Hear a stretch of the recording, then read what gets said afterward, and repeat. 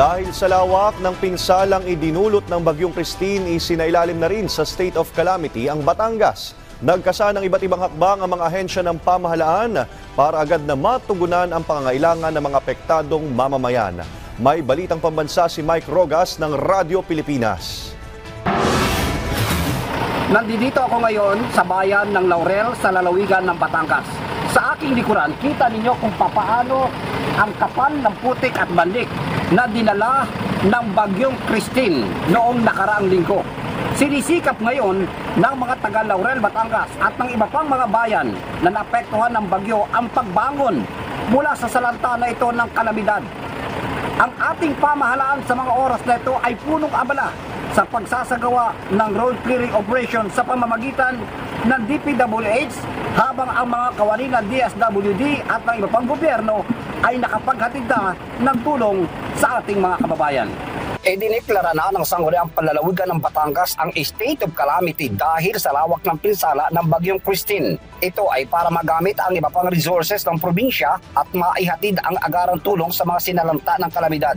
Pinakagrabe sa mga napinsala ay ang mga bayan ng Talisay, Laurel, Agoncillo, Santa Teresita, Lemery at Cuenca. Kaya naman ang mga ahensya ng gobyerno tulad ng DPWH, DSWD ay rumisponde sa Batangas para tumulong sa road clearing operation at relief operation. Tatlong grupo naman ng medical teams ng Provincial Health Office, dala ang kanilang mga mobile clinic, ang nagsagawa ng health and environmental assessment sa mga evacuation centers ng Lemery, Talisay at Calatagan. Nagsagawa sila ng medical check-up sa mga senior, buntis, bata at sanggol, at nagbigay din ng mga vitamins, gamot para sa may mga karamdaman, buntis kit, newborn kit gaya ng diapers at family kit tulad ng kumot, kulambo at toiletries. Nagpaalala rin sila sa pag-iwas sa leptospirosis, dengue at foodborne at waterborne diseases. Nagkaroon din ng psychological processing para sa evacuees na nakararanas ng matinding pagbaha at landslide sa pamamagitan ng mga mental health advocates na tanggapan. Kaugnay nito ay naghatid ang pamahalang panlalawigan ng pinansyal na tulong sa mga kaanak na mga nasawi. Samantala, patuloy pa rin ang disaster team ng pamahalang panlalawigan ng Batangas, kaisa ang mga nasahanay ng uniform personnel at mga uniform services sa pagsasagawa ng search, rescue and retrieval,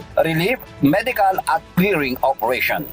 Na matapos sa mga susunod na mga araw, lalong-lalo na ng DPWH ang road clearing operation upang madaanan na ang Laurel, Agoncillo, Batangas.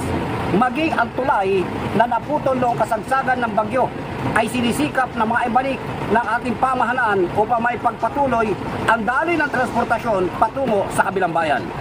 Ako si Michael Rogas mula sa Radyo Pilipinas para sa Balitang Pambansa.